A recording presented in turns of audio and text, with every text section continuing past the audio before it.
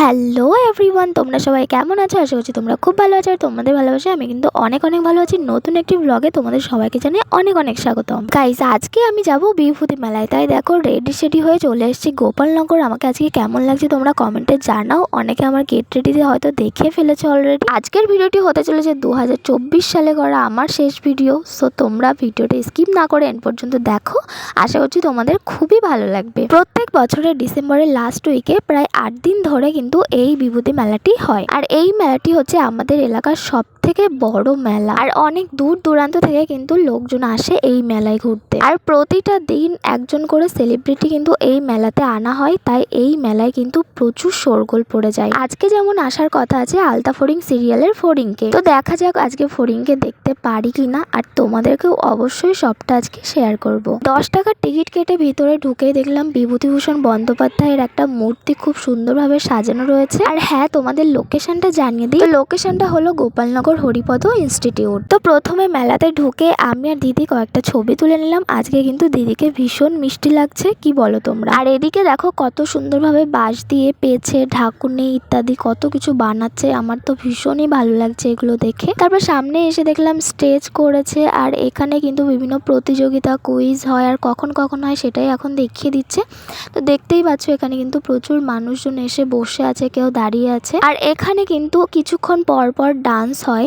তো এখানে যেমন দেখতে পাচ্ছ 3টে বাচ্চা কত সুন্দরভাবে ডান্স করছে। ওখান থেকে আবার ডান দিকে চলে আসলাম, এখানে লাইন দিয়ে দাঁড়িয়ে আছি। তো এখন আমরা যাব ভিতরের দিকে। প্রথমেই আমরা চলে আসলাম বিজ্ঞান প্রদর্শনীতে। এখানে বিভিন্ন স্টুডেন্ট বিভিন্নভাবে তাদের প্রতিভাটি তুলে ধরেছে। এখানে যেমন এই সেন্সরটির সামনে কেউ যদি চলে আসে তো এখানে লাল আলো জ্বলবে। তারপর পাশের স্টুডেন্টটি বানিয়েছে একটি গাড়ি, যেই গাড়িটার সামনে কেউ যদি চলে আসে তো গাড়ি এমনি দাঁড়িয়ে যাবে। তো দেখে আমার তো ভীষণই ভালো লাগবে। আর একটা স্টুডেন্ট বানিয়েছে এমন একটি বাড়ি, যেই বাড়ির গেট দিয়ে প্রবেশ করতে গেলে এখানে একটি আলো জ্বলবে আর সিগন্যাল দেবে।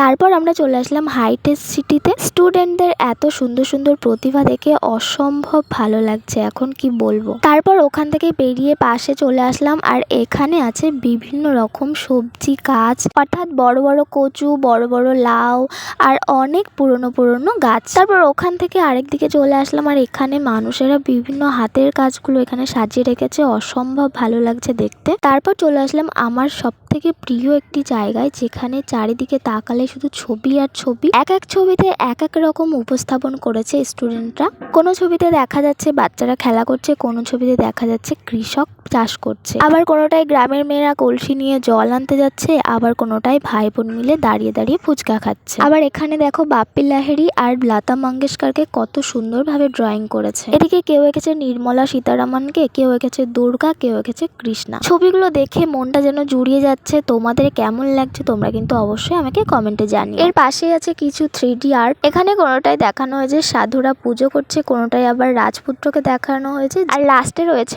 অপু দুর্গা, যারা দূর থেকে ট্রেন দেখছে। আর এটা দেখে আমি সব থেকে বেশি অবাক হয়ে গেছি। এখানে দুজন সত্যিকারের মানুষ কিভাবে সাধু সেজে বসে রয়েছে দেখো। এগুলো তো দেখা হয়ে গেল, দেখে তো ভীষণই মনটা ভরে গেল।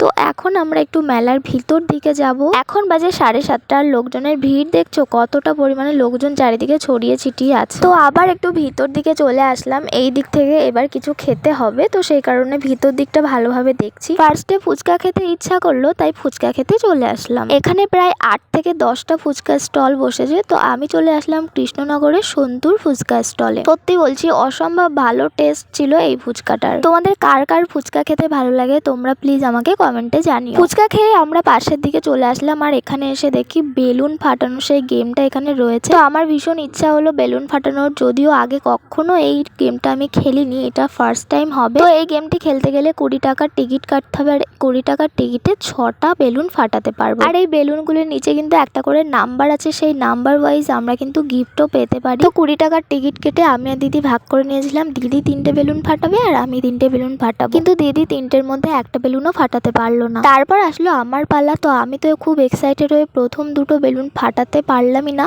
কিন্তু লাস্টে একটা বেলুন ফাটাতে পেরেছি। তো আমার তো ভীষণই আনন্দ হয়েছে, কি বলবো তোমাদের। আর ওই বেলুনের নাম্বার ওয়াইজ আমি দুটো চকলেটও পেয়েছি, তো আমার তো ভীষণ পরিমাণে আনন্দ হচ্ছিল, এখন কি বলবো তোমাদের। তারপর ওখান থেকে চলে আসলাম নাগরদোলার দিকে। এখানে কিন্তু অনেক নাগরদোলা বসেছে, প্রায় 8 থেকে 10 রকম নাগরদোলা বসেছে, ছোট বড় সবার জন্যই কিন্তু এসছে।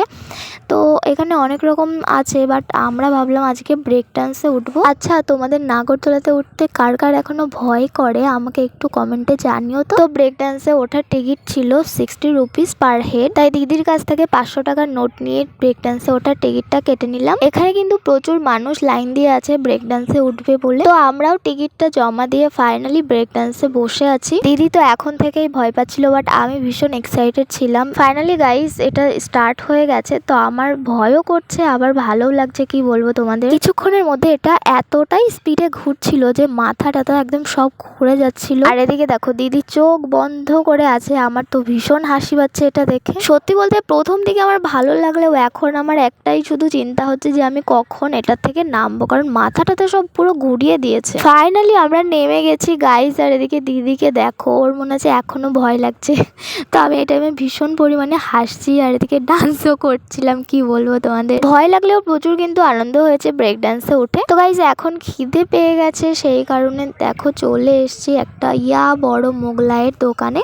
এখানে শুধু মোগলাই নয়, চাউমিন, এগ রোল আরও কত কি সব কিছু কিন্তু পাওয়া যায়। তো আমরা অর্ডার দিলাম একটা মোগলাই, যেটার দাম নিল 70 টাকা। তো আমরা এখন আবার এসে বসে আছি, আর আমাদের অর্ডারটা দেখো চলেও এসছে ইতিমধ্যে। মোগলাইয়ের কোয়ান্টিটি কিন্তু খুবই অল্প দিয়েছে। যাই হোক, তারপর মোগলাইটা টেস্ট করে দেখলাম যে টেস্টের দিক থেকে এটা মোটামুটি খুব একটা ভালো হয়নি, আবার খুব একটা খারাপও কিন্তু হয়নি। যাই হোক, খুব খিদে পেয়েছিল তাই খেয়ে নিলাম আস্তে আস্তে। আর এখন আমাদের খাওয়া হয়ে গেছে, তো এখন আবার যাচ্ছি বাইরের দিকে। এই দিকে এসে দেখলাম ফায়ার পানের দোকান রয়েছে। তো আমি তো কখনো আগে ফায়ার পান ট্রাই করিনি, তো আজকে ভাবলাম একবার ফায়ার পান ট্রাই করে দেখি। তো সেই কারণে আমি দেখো দাঁড়িয়ে আছি, আর ফায়ার পানটা আমি খেলাম, উনি গালের মধ্যে দিয়ে দিল।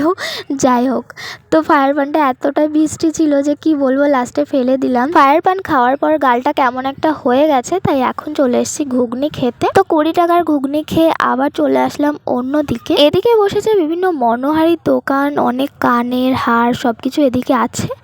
আর তাছাড়াও আরেক দিকে আছে সব থেকে আকর্ষণীয় জিনিস, সেটা হলো 10 টাকার হরেক মাল। তো আমারও একটু ইচ্ছা হলো মেলা থেকে কিছু একটা অন্তত কিনে নিয়ে যাওয়ার, তো তাই এখানে এসেছি কি কেনা যায় সেটাই দেখতে। তো ফাইনালি একটা চিরুনি নিলাম, আর নিলাম একটা পেছে, যেটার মধ্যে আমি আমার প্রোডাক্টগুলো সাজিয়ে রাখবো। তো এগুলো নেওয়া হয়ে গেলে আরেক দিকে দোকানে এসে দেখলাম যে দিদি দুটো ক্লিপ পছন্দ হয়ে গেছে, এগুলোও কিন্তু 10 টাকা করে নিয়েছে। তো ওটা নিয়ে আবার চলে আসলাম স্টেজের এদিকে। এখানে এসে দেখলাম কোনো একজন সিঙ্গার গান করছে, তো ভীষণই সুন্দর গান করছিল। কপিরাইটের ভয়ে আমি কিন্তু তোমাদের গানটা শোনাতে পারলাম না। তো গাইজ মেলা তো পুরো ঘোরা হয়ে গেছে, এখন যাব বাড়ির দিকে। তো ভিডিওটাও কিন্তু এখানেই শেষ করছি। 2024 সালের শেষ ভিডিও তোমাদের কেমন লাগলো তোমরা কিন্তু অবশ্যই আমাকে কমেন্টে জানাবে। আবার তোমাদের সাথে দেখা হবে নতুন বছরে নতুন নতুন ভিডিওর মাধ্যমে। ততক্ষণ পর্যন্ত তোমরা সবাই সুস্থ থেকো, ভালো থেকো আর সাবধানে থেকো। Thanks for watching this video. By.